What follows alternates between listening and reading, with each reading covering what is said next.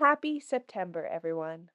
This month on the podcast, we will be diving into the works of Kristin Hanna.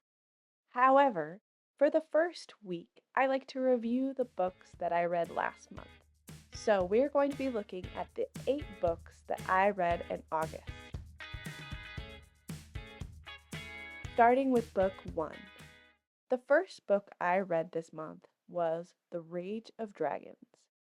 If you loved Red Rising or the fast paced, action heavy book, then you need to pick up The Rage of Dragons immediately. I've heard so many good things about this book, and it did not disappoint. In this book, Tao, the son of the town sheriff, for lack of a better word, has been training to join the military. Everything is going well for him. He's found the girl of his dreams, and after fighting in his first battle, he's decided maybe the military really isn't for him. That is until Tao is warming up a nobleman and he injures him. As a lesser, this means he would be hanged. His father steps into Tao's shoes and instead challenges one of the most powerful men in the kingdom for a blood duel. His father is killed, and from that moment forward, Tao is bent on revenge against the men who killed his father.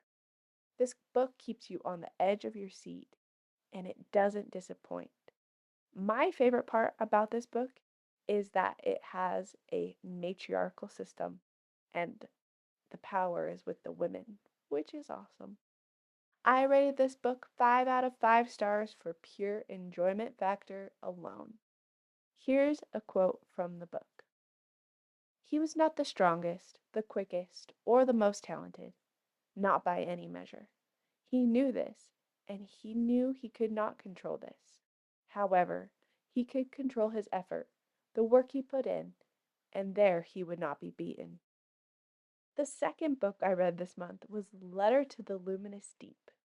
This book is a cozy letter writing fantasy where 2 characters are looking to find out what happened to their siblings who've gone missing after a tragic accident. This book takes place here on Earth, but everything's underwater except for a small little island. So everyone lives on boats, or one of the main characters lives under the ocean. This book was a perfect combination of mystery and fantasy. If I had one complaint about the book, it's that it's just a little bit slow. Otherwise, it's a great journey. I gave the book 3.5 stars. The listen is amazing. The audio cast was great. However, again, the pacing was just a little bit off. Here's a quote from the book. Instead of reading further, I hope you will return this letter to its envelope, or better yet, crumple it into an abstract shape that might look at home on a coral reef. The third book I read this month was How to Solve Your Own Murder. Annie has just been called to a meeting with her great aunt Frances to discuss her inheritance. However, on the way to the meeting, Frances dies, and in order to win her inheritance, she has to solve Frances's murder. So Annie and her uncle Saxon are racing each other to solve Frances's murder. This thriller mystery has 2 timelines, one in the present and one in Frances's past. This book was so fun and entertaining. I rated this book 4 stars. It's fun, and I think you would enjoy reading this book if you liked books like the Weston games or the Inheritance games. Here's my favorite quote from the book. If TV has taught us anything, it's that the murder rate in small villages is disproportionately high. The fourth book I read this month was As Long as the Lemon Tree Grows. This book was heartbreaking, but I'm glad I read it. In this book, Salama is trapped in the city of Hamas during the Syrian Revolution. The city has been under siege for months, so conditions are dire. Salama and her sister in law, who is now 6 months pregnant, decide they need to leave. The story was so important. I remember the Syrian Revolution occurring when I was in college, but I knew little to nothing about what was going on. It's terrible what the government was doing to these people, who just wanted their freedom. This book also was one of my favorite romances. It was just so pure and beautiful. I rated this book 5 out of 5. However, be sure to make sure your triggers before reading this book. Many people die and are treated poorly during the novel. Here's a quote from the book. Just on the other side of safety, not freedom. I am leaving freedom behind, and I can feel the earth's grief when I get out of the car. The tired weeds try to encircle my ankles, begging me to stay. They murmur stories about my ancestors, the ones who stood right where I stand, the ones whose discovery and civilization encompassed the whole world, the ones whose blood run through my veins. My footprints sink deep into the soil where theirs have long been since washed away. They pled with me. It's your country. This earth belongs to me and my children. The fifth book I read this month was an arc called And the Sky Bled. This book is a multi POV environmental fantasy. It takes place in a country that is overrun by a powerful yet dangerous substance called Katouh. It's damaging the people, yet they rely on it to grow their crops and power their technology. The bulk of this book takes place near an island of Tamoja. Zane is a leech who works for the slumlord Dev to pay off a debt to him. Iravan is a slum leader and is trying to keep his people alive in the worst conditions. And Anastasia is the daughter of a council leader who is fighting against the slum leaders to get them out of her city.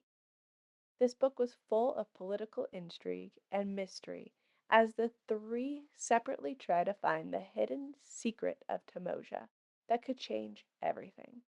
I'm not including a quote from this book since it is an art copy and it might change. However, this book is set to be published on October 15th, so be looking for that. The next book I read was actually a reread of The Way of Kings. I am gearing up for my read of book 5 of the Stormlight Archives. This book series has truly changed my life. Brandon Sanderson is a genius, and there's truly no fantasy series better than The Way of Kings. I have an excellent memory, so I don't often reread novels. However, this book had so much going on, and actually, it was my first Cosmere novel. So, going back and reading it has helped me to remind me of all the small little things that were going on. This book follows two main characters as they struggle through their challenges and uncover secrets. Kaladin is a young man who trained as a surgeon who once fought for Amaran's army. However, we find him at the beginning of this book as a slave who is just about to give up. And the other main character is a young girl named Shalon who's trying to become a ward to the most powerful woman in Roshar named Yasna Colin in order to steal her soulcaster to save her family. Of course, with 1,000 pages, Sanderson also weaves in a number of lovable characters, but these two are our main characters. This book is just stunning, and if you've been waiting to read this series, now is the time.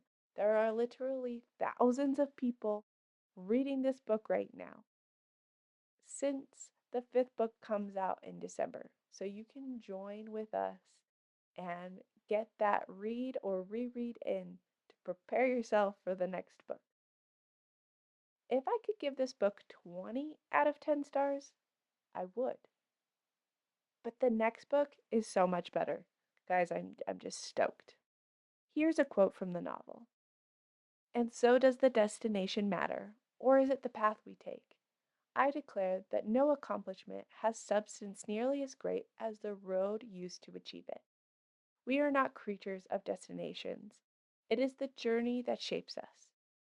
Our feet, our strong backs from carrying the weight of our travels, our eyes open with the fresh delight of the experience lived. The seventh book I read this month was A Sorceress Comes to Call. This was my first Kingfisher novel, and it won't certainly not be my last. In this novel, a young girl has grown up with her mother, the sorceress Evangeline. She's not allowed to be her own person. Her mother doesn't let her shut the door or go to school or talk to people, and sometimes she even takes control of her body. When Evangeline loses her benefactor, she has to leave their home and find a rich man to marry. Hester is an old spinster who is just enjoying her life when Evangeline and her daughter land on her doorstep. Evangeline is trying to marry her brother. This was a two POV novel that switches between the two women living with this sorceress. My favorite part of this book were the interesting characters. Each was so well written and relatable. I absolutely adored them. I also love that there's a second chance romance subplot between two older characters. I love seeing that in novels, and I hope to see more of that in the future. I rated this book 4 out of 5 stars. The magic was interesting, and I do love a bit of old forgotten magic. I also thought there was an interesting take on an old tale. Here's a quote from the novel. It was a strange reflection that, like Hester turning her cuffs on her gowns, you were somehow allowed to be poorer if you were rich than if you were actually poor. I was able to sneak in one last book this month, and I actually have the physical copy. Would you look at that? A physical copy of a book. This book is Lore Olympus, and it is a graphic novel, and it's a Hades and Persephone retelling. The art in this is stunning, and the story is really captivating. I'm looking forward to read more of it, and I wish I had more than just the first book. Nobody told me I'd want to read all of them all in one day. This is a very short read. It will keep you interested. I would rate book 1 4 out of 5 stars, but that's because we haven't gotten into the good stuff yet. I think it's going to get so much better. So if you haven't checked out Lore Olympus, make sure you do. Since I wasn't able to read that many books this month, I thought I'd end this video with a few of my September hopefuls. I'm excited for 2 releases this month. First, TJ Klune's sequel to his book House on the Cerulean Sea called Somewhere Upon the Sea. This book is being released on September 6th, and if it's anything like the first book, it will be cozy and charming. The second release I'm excited for is Richard Osman's new book, We Solve Murder, that is being published on September 12th. Richard Osman writes my favorite murder mystery series, The Thursday Murder Club, and I think this book will also be exceptional. I'm also working on my reread of the Stormlight Archives, so I will definitely be reading the second book and maybe the third book in that series. If you want to know what else I'm going to be reading in September, make sure you follow me on Instagram or Goodreads, or I just started a fable. I am According to Your English Teacher, and my name is Sam Gunther, and you can find me on all 3 of those platforms. Also, please make sure to give this video a like or make sure you subscribe to the channel. All of these things will help people find my content and help grow our community. Again, thank you so much for being here. We are going to be looking at Kristin Perrin all month. She's one of my favorite authors and one of your favorite authors as well. So we will be looking at The Four Winds, The Great Alone, and The Nightingale this month. So make sure you tune in and be looking for those videos. If you subscribe, they will show up right in your inbox. Hope you have a great day and happy reading.